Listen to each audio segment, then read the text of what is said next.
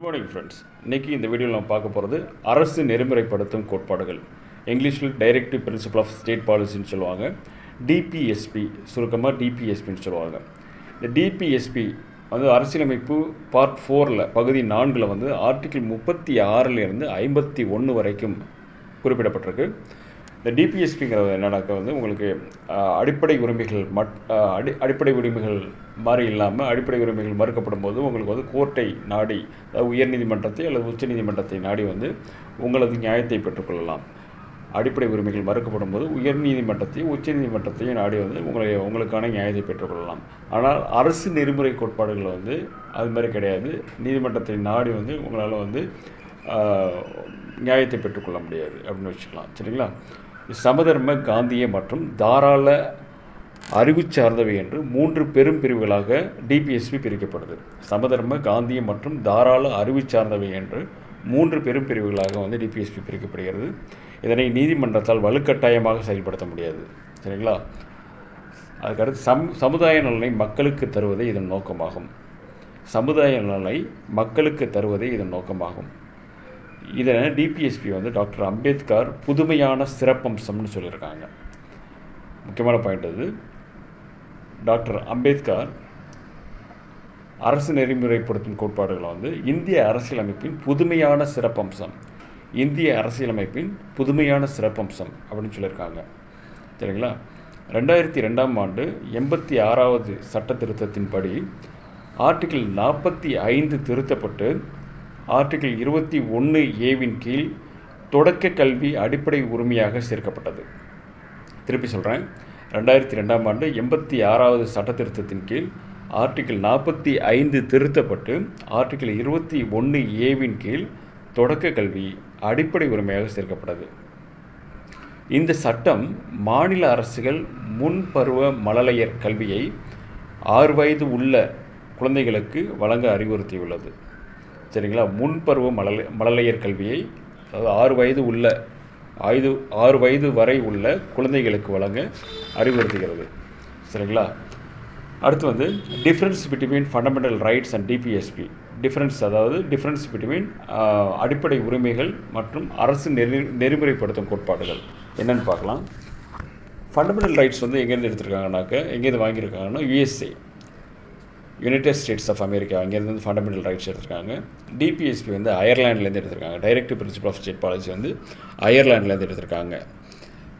2வது பாயிண்ட் வந்து அரசாங்கத்தால் கூட இந்த உரிமையை சுருக்கவோ நீக்கவோ முடியாது. ஃபண்டமெண்டல் ரைட்ஸ் அரசாங்கத்தால் கூட இந்த உரிமையை சுருக்கவோ நீக்கவோ முடியாது. ஆனால் டிபிஎஸ்பியை வந்து சுருக்கவும் நீக்கவும் முடியும். சரிங்களா? அதுக்கு அடுத்து வந்து 3வது பாயிண்ட் வந்து நீதிமன்ற சட்டத்தால் செயல்படுத்த முடியும். அடிப்படை உரிமைகளை வந்து நீதிமன்ற சட்டத்தால் செயல்படுத்த முடியும். ஆனால் டிபிஎஸ்பி நீதிமன்ற சட்டத்தால் செயல்படுத்த முடியாது. அதுக்கு அடுத்து 4வது பாயிண்ட் வந்து சட்ட ஒப்புதலை பெற்றவை.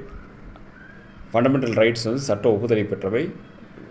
டிபிஎஸ்பி தார்மீக மற்றும் அரசியல் ஒப்புதலை பெற்றவை. ஃபண்டமெண்டல் ரைட்ஸ் 5வது பாயிண்ட் பார்த்தீங்கன்னாக்கா நாட்டின் அரசியல் ஜனநாயகத்தை உறுதிப்படுத்துகிறது. டிபிஎஸ்பி சமுதாய மற்றும் பொருளாதார ஜனநாயகம் உறுதி செய்கிறது. 6வது பாயிண்ட் வந்து இவை இயற்கையான உரிமைகள். ஃபண்டமெண்டல் ரைட்ஸுங்கிறது இயற்கையான உரிமைகள். டிபிஎஸ்பிங்கிறது மனித உரிமைகளை பாதுகாக்க வழி செய்கிறது. சரிங்களா? இவ்வளோதாங்க டிபிஎஸ்பினாக்க. இதுதான் விஷயம், directive principle of state policy. சரிங்களா? அதுக்கு அடுத்த டாபிக் பார்த்தீங்கன்னாக்க அடிப்படை கடமைகள் ஃபண்டமெண்டல் டியூட்டிஸ். இது ரொம்ப பெருசாக முக்கியம் இல்லை. இது வந்து அந்த ஆர்டிக்கிள் மட்டும் என்ன ஆர்டிக்கிள், எதில் வந்து அமெண்ட்மெண்ட் பண்ணாங்க அப்படிங்கிறத மட்டும் தெரிஞ்சுக்கிட்டால் போதும். மற்றபடி வந்து இது பெருசாக வந்து ஒன்றும் முக்கியம் இல்லை. இதுலேருந்து வந்து பெருசாக கொஸ்டின்ஸ் வராது. சரிங்களா? ஒரு 3-4 பாயிண்ட் மட்டும் இருக்குது, அது மட்டும் தெரிஞ்சு வச்சுக்கோங்க. அடிப்படை கடமைகள்னால் என்னன்னாக்கா, அடிப்படை கடமைகள் derived from USSR, Soviet union. அடிப்படை கடமைகள் எங்கேருந்து எடுத்திருக்காங்கனாக்கா சோவியத் யூனியன்லேருந்து எடுத்திருக்காங்க. முக்கியமான பாயிண்ட் இது. 2வது பாயிண்ட் 1976ஆம் ஆண்டு சர்தார் சர்தார் சரண் சிங் கமிட்டி 1976ஆம் ஆண்டு சர்தார் சரண் சிங் கமிட்டி வந்து அடிப்படை கடமைகள் குறித்து ஆராய பரிந்துரை செய்தது. அடிப்படை கடமைகள் குறித்து ஆராய பரிந்துரை செய்தது. இது பார்த்தீங்கன்னா என்ன அமெண்ட்மெண்ட்டில் கொண்டு வந்திருக்காங்கனாக்கா 42nd அமெண்ட்மெண்ட் 1976. 42nd அமெண்ட்மெண்ட் 1976 அடிப்படை கடமைகள். இந்த சட்டத்தில் part 4A part 4A article 51A என்ற புதிய பிரிவு சேர்க்கப்பட்டது. ஆர்டிகிள் 51A என்ற புதிய பிரிவு சேர்க்கப்பட்டது. இந்த புதிய பிரிவில் 10 அடிப்படை கடமைகள் குறிப்பிடப்பட்டுள்ளன.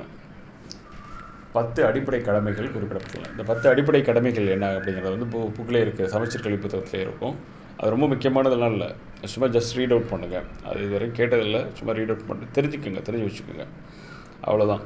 ஸோ இதான் வந்து உங்களுக்கு வந்து அடிப்படை கடமைகள் முக்கியமான டாபிக்ஸு. அதுக்கு முன்னாடி வந்து அடிப்படை உரிமைகள் பார்த்துட்டோம், டிபிஎஸ்பி பார்த்துட்டோம். அதுக்கு அடுத்து இப்போ வந்து அடிப்படை கடமைகள் பார்த்தாச்சு. சரிங்களா? இந்த வீடியோ பிடிச்சிருந்தாக்க லைக் பண்ணுங்கள், ஷேர் பண்ணுங்கள், சப்ஸ்கிரைப் பண்ணுங்கள். வாட்ஸ்அப் குரூப்பில் ஜாயின் பண்ணால் அது லிங்க் டிஸ்கிரிப்ஷனில் இருக்குது, அதை யூஸ் பண்ணி ஜாயின் பண்ணிக்கோங்க. தேங்க்யூ.